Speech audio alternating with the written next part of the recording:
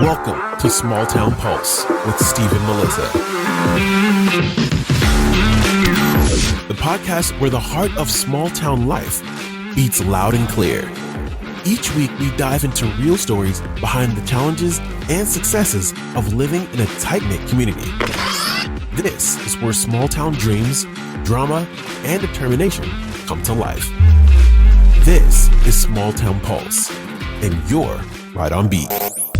Welcome to Small Town Pulse with Steve and Melissa. Today we have Derrick Purvis, park manager at Taylorsville State Park.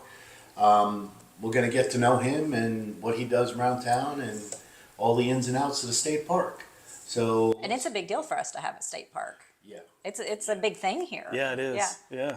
I know. Thank goodness we have it, right? Yeah, exactly. One of the biggest things I love about it is the fact that we have the horse trails that not many parks have, and a lot of the parks have turned them into dirt bike trails instead of park trails. But before we get into that, let's start with Derrick. What brought you here to Taylorsville? Have you lived here all your life, or? No, I'm a Kentuckian.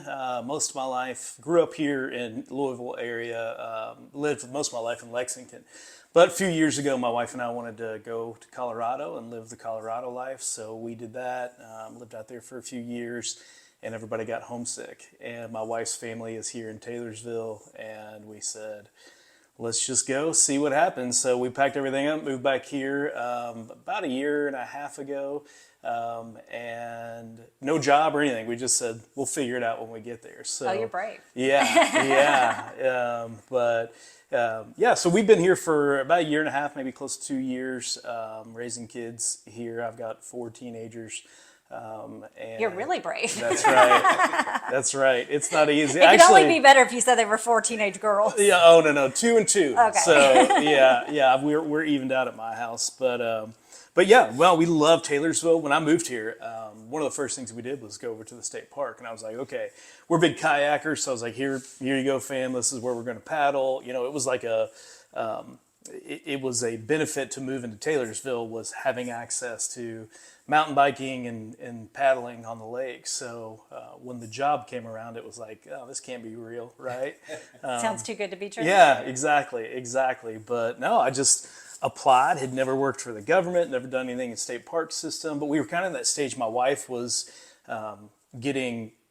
she'd raised all these kids, so she was going back into the workforce. So, you know, we had a second salary coming in that was like, man, we could actually do this, work for the parks and make this work financially for us. So that's what we've been doing since we got here. And it sounds like you're an outdoorsy guy, so this is probably right up your alley. Yeah, it's a dream job. Is it? Yeah, for me, it's probably, I don't know, an hour in the office every day, and then the other 7 are outside. So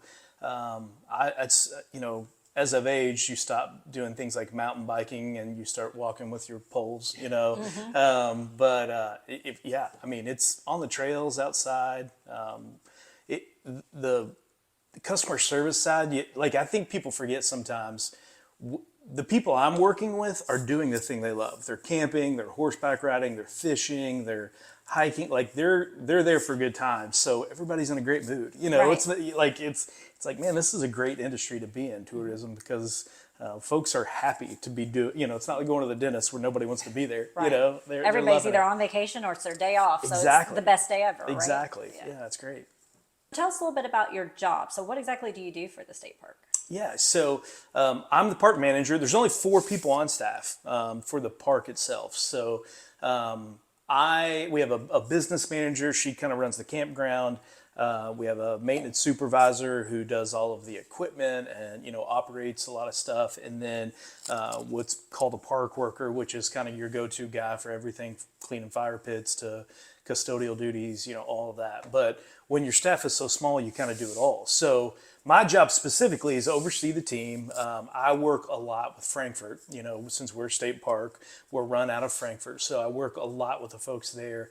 But really it's everything. Customer service side, that's one of the things I love to do. So, anytime we have an issue or a camper or somebody, I step in and try to work with them. But today, all day, I've been running a chainsaw. We had storms roll through and knock down some trees, and it's like, all right, this is not an office day. This is me out there with chainsaws and equipment, machinery, trying to take care of stuff. So, the job itself is it's not super predictable. It's whatever the crisis of the day is. A storm rolls through and you go, okay, we got to do it. We have 4 boat ramps that we take care of, and this lake level's been so high from how wet this season it's been. So when it gets below the point that you can open them back up, people want them open. So it's like, okay, we're going to hit that point tomorrow. We got to just get in the trucks and go and clean everything up because it leaves debris. So you kind of never know what a regular day is like. It just depends on what's going down. So, but overall, it's oversight of the whole thing. So making sure everything is on track, as far as what the park manager does. It's kind of standing there and zooming out and looking at, okay, what needs to get done today and what needs to wait, or what crisis do we need to prepare for, in the meantime. Yeah, setting the priorities. Yeah, exactly.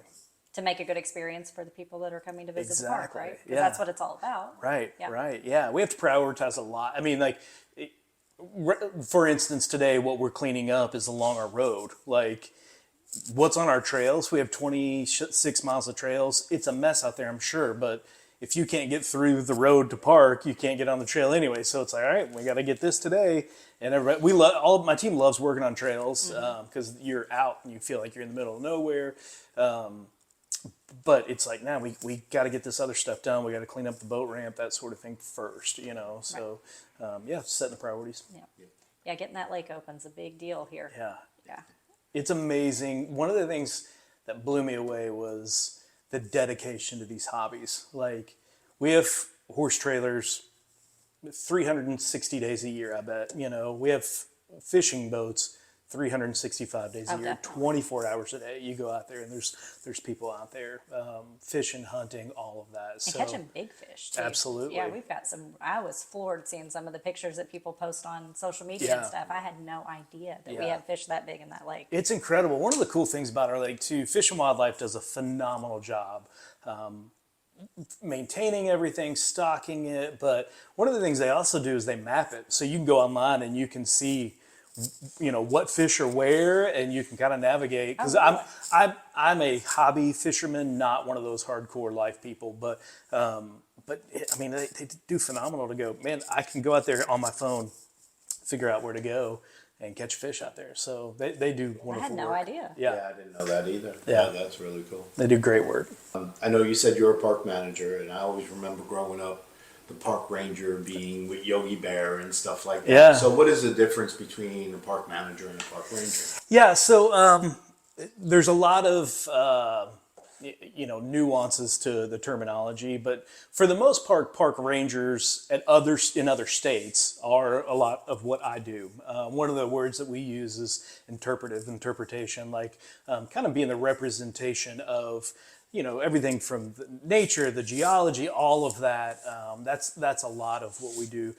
Kentucky, what's unique in our terminology, the ranger is law enforcement. So we have park rangers that, it's the police officer that's on duty at the park. Just coming to check your hunting license and your fishing license. Yeah. So, but yeah, I mean, it's pretty much all the same thing. We use different terminology for it, but yeah.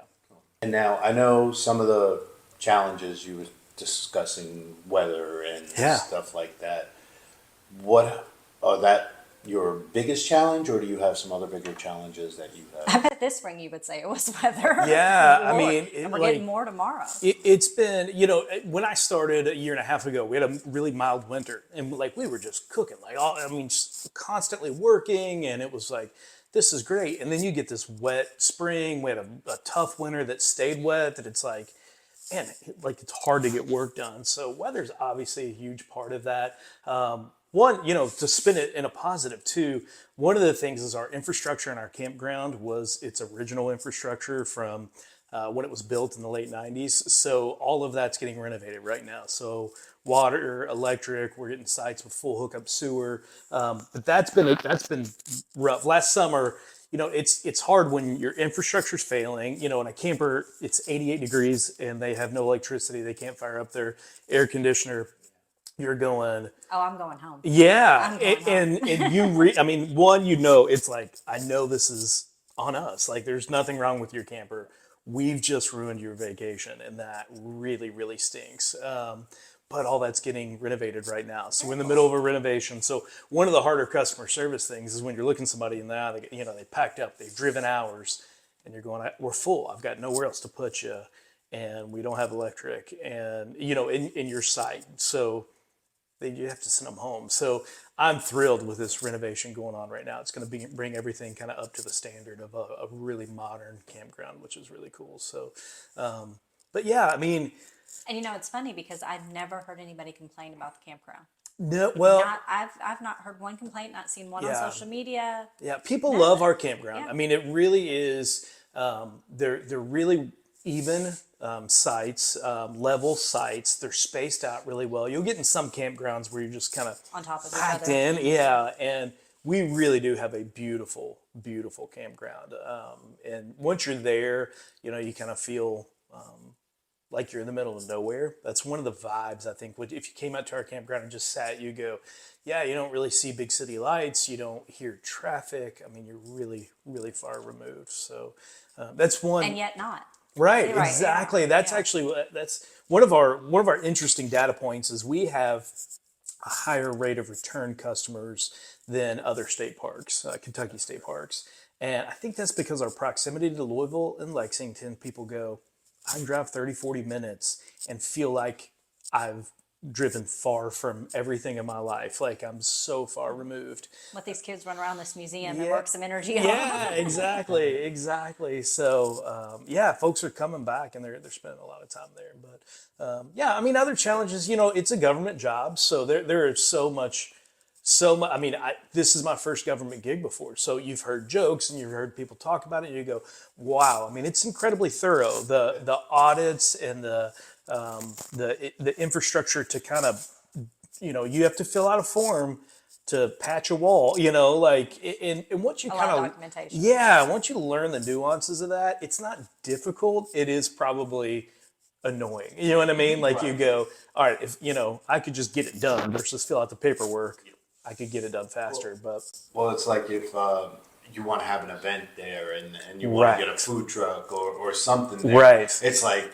you better start putting that paperwork in Right. a year before sometimes to Right. make sure you can get that date. Oh, I didn't think about Yeah. that. Yeah, it's not as easy as a private business. No, doing it. not Yeah, at by any all. means. Yeah. So, and that's again, here's the way I look at it too. You know, this $2 million renovation I'm going through right now, Taylorsville Lake State Park isn't paying for it. You know, like Right. it's tourism and it's the cabinet and, you know, like there's more that goes into it because we work for the government. We have these resources. So if you really see it as a blessing, you know, and choose to look at it that way, you go, yeah, if we were a private campground, we wouldn't be able to afford this. So, you know, Very true. it's got its pros and cons for sure. I mean, the headache is, I have to wait a year sometimes to get an answer or put something Right. in. But it protects you. It protects the park. Right. It protects everybody involved. So Right. It's understandable. Absolutely. You know. And then, so we've talked about some of the challenges. What about some of the successes that you have come through? Yeah, well, we've had, my entire team's new. You know, we all started around the same time. So one, it's just having a team that everyone there considers it kind of a blessing. It's all, interestingly, all four of the folks that work there, we all had different careers. And this was kind of either, I wouldn't call it retirement, but all right, let's close out, you know, our careers doing something that we love. So the people that do this, we all kind of want to be there. And that's a great thing. So one, I think one of the successes is just the team that we have there. Two, it's kind of turning over some things that either haven't been able to, you know, be addressed before, or they didn't have the manpower before, but now we can. So like our trail system, when we got there, you know, it was, I would say maybe a third of the trails were open. They just, you know, trees had fallen or, you know, parts have been eroded or washed out. And we were able to go, okay, let's really fix this, because it was something we wanted to see more of. So one of the cool things is the horse community has been like, their minds have been blown. Like, and they've expressed it. They've done a phenomenal job of coming to us, knocking on the office door and go, who did this? This is great. So seeing a resurgence of some horse folk come back through. We've had some events come back through that had been gone. They're like, we did this at this park 15 years ago, and then things kind of became in a state of disrepair. Now we're back and we want to do it again. So that's been really fun, kind of seeing some rejuvenation and some renewed excitement over the park is a huge success, I'd say. How many miles of trails did you say you have open? I'd say about 26. On map, there's probably 24, but then you have all these little offshoots, and you map these. That's one of the things we're doing right now is digitally mapping them, because a tree falls and somebody reroutes it and everybody else takes it. So the trails kind of are always changing. One of the things we're working on right now is the digital mapping of it, which would be nice for you to just like I got the address from you to come to this building today, you'll be able to look at your phone and kind of navigate our trails. I'm going to walk this trail. Yeah. How do I get there? Yeah, and it'll tell you how far you have to go, where you parked, all that good stuff. And who's doing that? We have some folks in the state park system that do it centrally. So state park, that's another interesting thing. This is totally a tangent, but state park can mean historic. It can mean a resort, and you've got a pool and hotel. It can mean recreation, which is what we are. Like we're just here for the good time. That's the joke I always make. Like, there are folks in central office that do different things. Well, we have a large trail system for state parks. Some of our, if you go to Cumberland Falls, the falls, that's the feature, where ours, the trails in the lake are the feature. So once you're there, there's a higher amount of trails at our park than most, for sure. So on a regular basis, what are your usual visitors? About how many visitors do you get a season? Yeah. I should know this number off the top of my head. We have a car counter that counts cars as they go in, and I remember the number was like 80,000, and it wasn't in like a month, but it was a short amount of time that I went, holy cow, that's a lot. That's a lot of people. It's a lot more than you think. On any given day, you're gonna have probably, well, it depends. On weekends, it's obviously more, but this morning when I pulled in at 7:30, there were, 12 trucks with trailers, at the boat ramp. There was already a horse trailer there at 7:30 in the morning. And then our campground, we have 77 sites on the campground. And we are full on the campground in the weekends in the summer, pretty much every single weekend. That's, our holiday weekends, Memorial Day, 4th of July.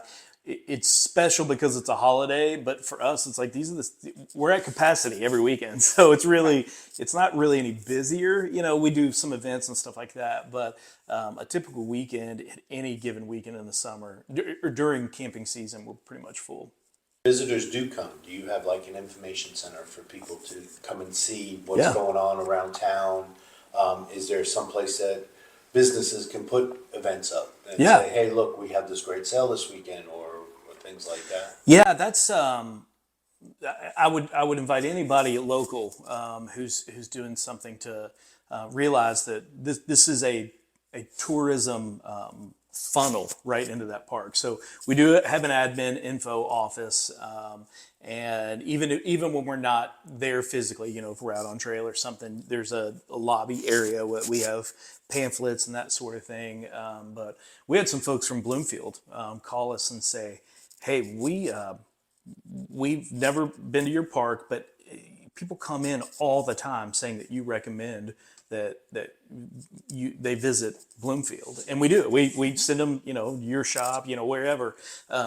So they're coming in and they're wanting something to do. If they're coming in from Oklahoma and all they can do is walk into our lobby and look through pamphlets and go, what are we going to do today, and figure that out. So there's a lot of that for sure. That's awesome.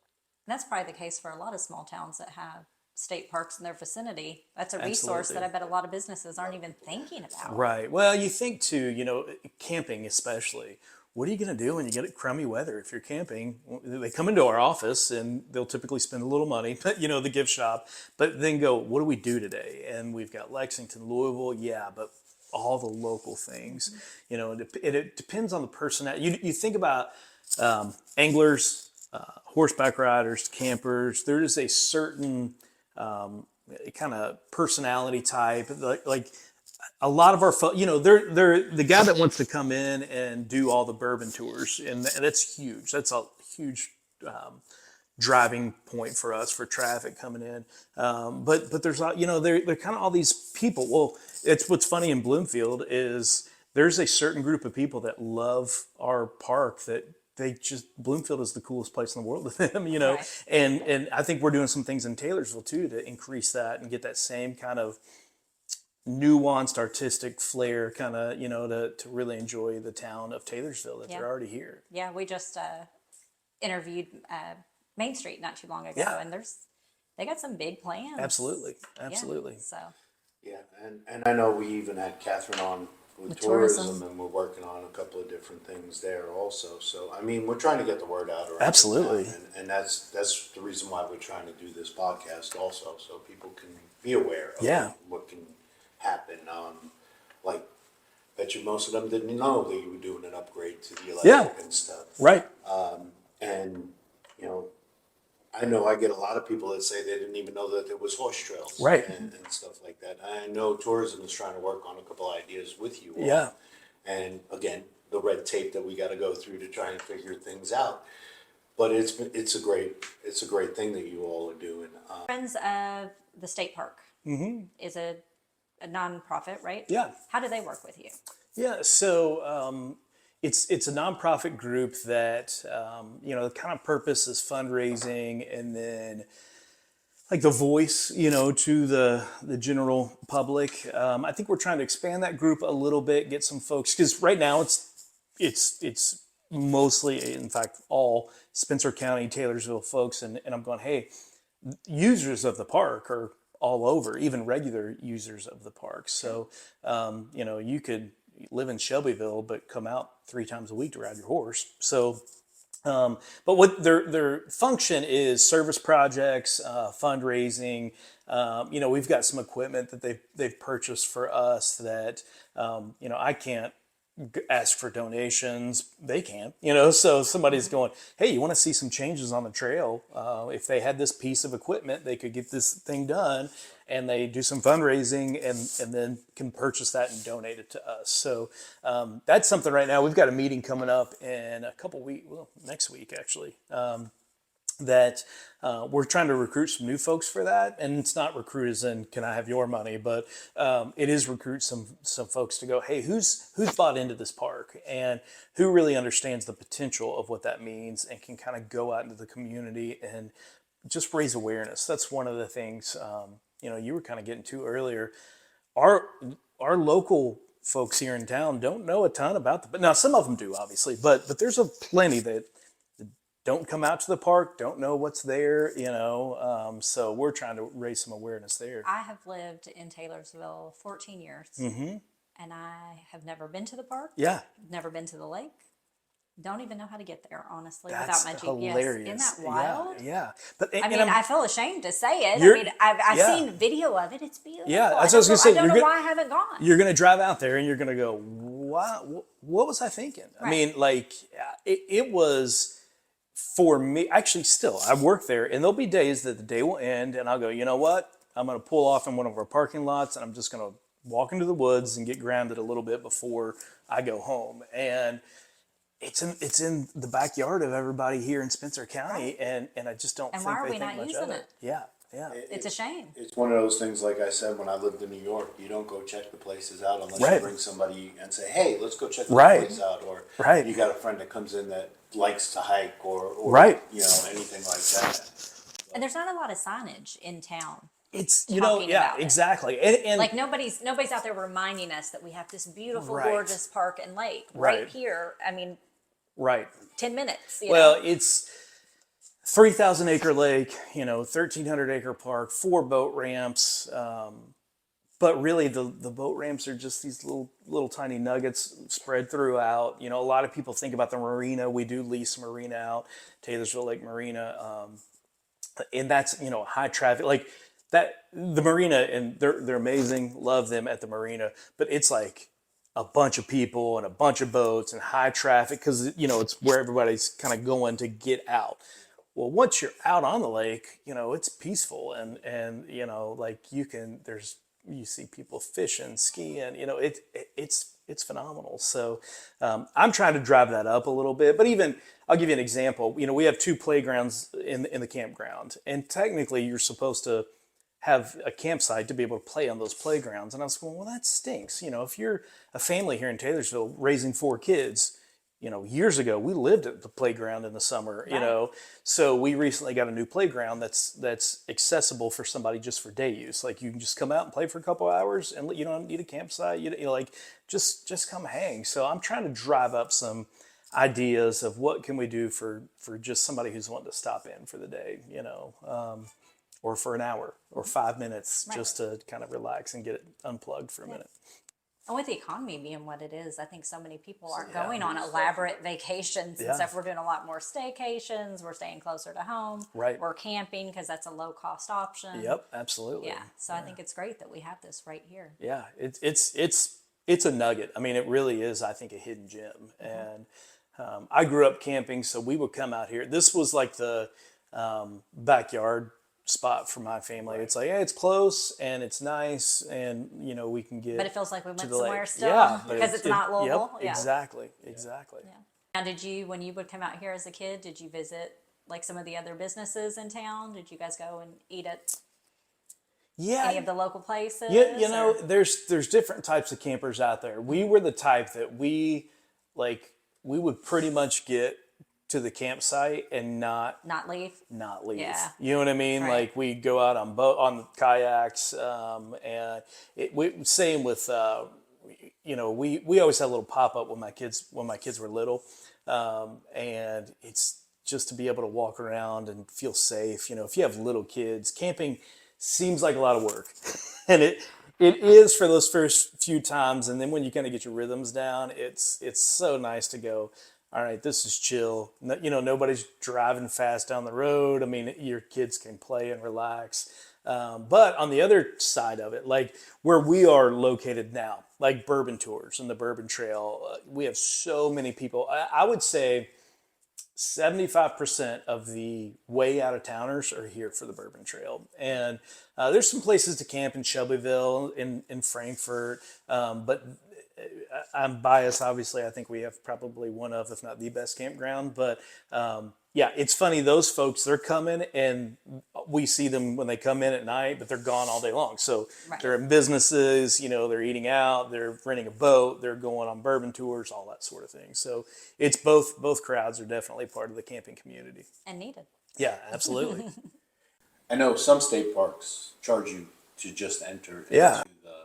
Oh, they do in Indiana. Also, like Bernheim I know it was on the weekends at one time. They charge you by car.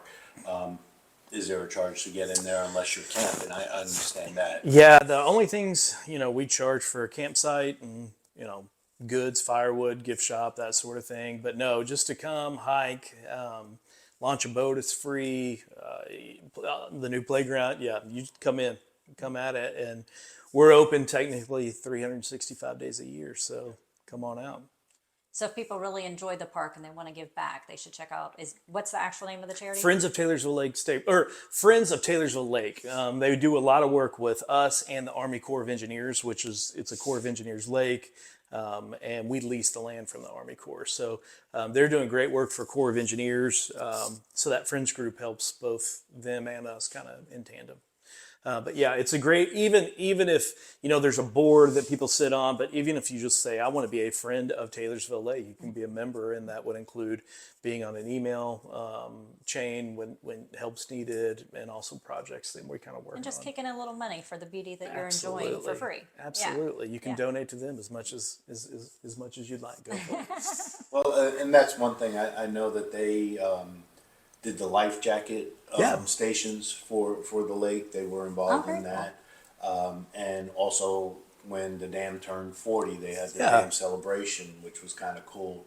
And hopefully we can have a couple of more of those come back. Like you said, some people had events that had just stopped doing it. Right. So maybe we could start bringing it back, whether it's at the park or the dam or things like that. Because there's a lot of beauty out there. And, growing up a city boy, camping was not my thing. Yeah. I tried camping one time. It was the worst experience I ever had, but it was. So you need to try it at the lake, because then if yeah. you have a bad night, pack up, go home. You're home in 10 minutes. Right. Yeah. We've walked a couple of trails. Haven't gone to the state park yet to walk those trails. I'm kind of old and beat up now, you know, so you feel it. But yeah, we tell people all the time, come to the state park. Yeah. Come make a weekend of it. We also know that there's a lot of people that use the campgrounds as transition places when they're moving to Kentucky. I've had a lot of customers that have come in, or people I've met on the street and said, yeah, I'm from Colorado, or I'm from Arizona, and we're looking to move back this way. So we're just trying to find some land. Welcome back. Yeah. You know? So it's kind of cool. And it's great that they have the state park to do that with. Yeah. What would you like the community to know the most about the state park? What is... One, that they're invited. You know, I think that's a big piece of it. Like, we have picnic shelters for rent if you want to throw parties. We get questions all the time. Can you know, I have my wedding out here, and it's like, yeah, come on, you know. I think they need to know that it's being used. I mean, it is. I don't say this in any arrogance. It's the lake that draws everybody in, but man, it's the thing. I mean, if you pay attention and you're out there, if you talk to Fish and Wildlife or game wardens, you know, it's being utilized by a lot of people. So if you're local and you're not, you know, Melissa, that's you. Right. You're missing out. Exactly. You know what I mean? Like, Yeah. I'm, you know, hunters that come in from everywhere, you know, campers that come in from all over the country. We had folks last year that were here for a week from Sweden, and they were in this giant like Unimog built out diesel massive thing, and like looking at reviews and websites, they said, oh, this is a place that we want to stop while we're touring across the whole country, you know. And I go, these people have spent tens of thousands of dollars to have this experience, and we're a part of that, you know. So if you're local, I go, hey, it's something that people have noticed. Yeah, exactly. It's something that people have noticed. So just want them to know, you know, they're invited. You know, little things from rent a boat at the marina if you don't have one, and you're gonna have a great day. You know. Can they rent kayaks too? There's there's paddleboard rentals. We have a paddleboard vendor. We're actually in the process right now of trying to acquire some kayaks that we could rent out, because it's a void. We're going, hey, this paddleboard, you're going to get wet if you've never done it before. You're going. So it takes a little skill. Yeah, and it's not hard to. It's a quick master, but you're going to get wet while you're mastering it. So kayaks is something that we have put in for budget to go, hey, we'd love to have these and rent them out. But yeah, I mean, there's Bald Eagle. There was a program. It's probably been 20 years ago. Somebody went, hey, Taylorsville Lake, it would be a great habitat for bald eagles in the area. And what's crazy is like it worked. Like I see a bald eagle a couple times a week, and we have a couple trails that we could recommend. Like, and probably see one. Have you ever seen one in nature? Mm-mm. Like when you're out? Oh, it's got to be special. It's so funny to me. I feel so goofy because I'm not, you know, tree hugger, nature boy. I just like being outside. But every time I'm like, holy cow, look at that thing. I mean, they're massive. Yeah, and there is a certain, you know, majestic quality to it, and you know, it's in your backyard. When you're somebody in Spencer County, you can come out and see that on the regular. So, yeah, long answer to just tell them they're invited, you know. And they don't have to come spend the night. Just come. No, yeah, Just come out for a bit. So what all can they do on the trails when they come? So they can hike? Yeah. Are all the trails available to hike? All of them available for horses? Yeah. Mountain bikes? Yes. So yes to all of the above. Okay. There's a couple that are restricted, no horse use. And to be probably go back to one of your challenges. Once you put horses on a trail, and horse people, you all know I love you because we've worked hard to get you back. But once you put horses on the trail, it makes it harder for anybody else because those, you know, heavy animals with these hoof prints. So we're working to, you know, for irrigation and kind of get water off the trail. But I'm a mountain biker, and or I was 40 pounds and a decade ago. But I mean, they're harder to ride. Like if you're local, like for me, I keep my mountain bike at work and I ride on the regular. But is it worth a trip out on a mountain bike? Maybe try Cherokee Park or somewhere else. But if you're local and it's quick and easy to get to, sure, absolutely enjoy it. So all those things are doable. They're all hikeable. Several of them are along the lake or down to the lake or down to the Eagle's Nest or down to the Beaver Creek where you can see all the beaver activity. You're going to see a lot of wildlife if you go out there: coyote, fox, deer. I see probably as many deer as people on a given day. I bet. Otters, everything you're going to see out there. We've got a bird watching kind of like gazebo thing where you can kind of sit and do bird watching if that's what you're into.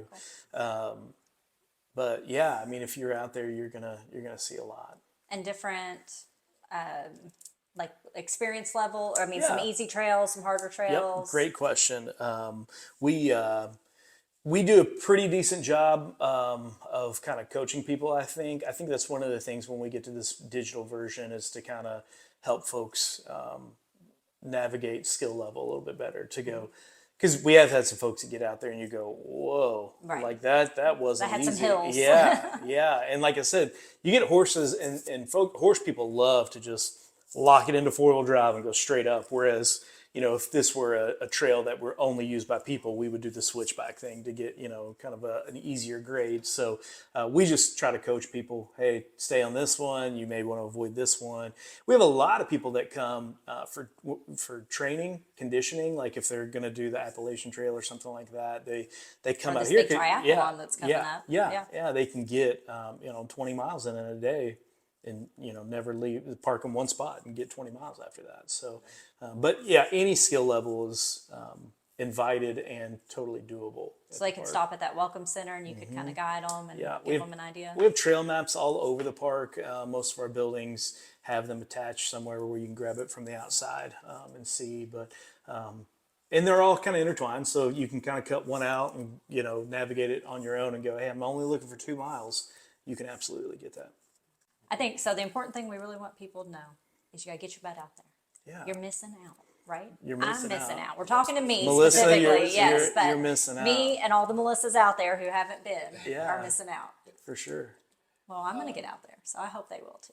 But before we go, is there a website they can go if they have questions, or how do they contact the park? And if you want to give that information out. So. Parks.ky.gov. You can see there's all of our parks are on there, and I would seriously advocate, as a Kentucky boy who's been here my whole life and camped my whole life, I didn't have a comprehension of what our state parks had to offer. So I would say, I'm a rec park and I love camping and outdoors, but man, there's some really cool stuff all around. Like, we're close to Lincoln Homestead. We're close to Perryville Battlefield. Like, it's, maybe I'm getting older and a little bit nerdier, but like, man, there's these historic places you can go and get some museum tours and see a lot. So go to parks.ky.gov. And just the beauty of Kentucky. I mean, we've got some gorgeous state parks. We really do. Absolutely. So check them all out. And there's some that are close by that,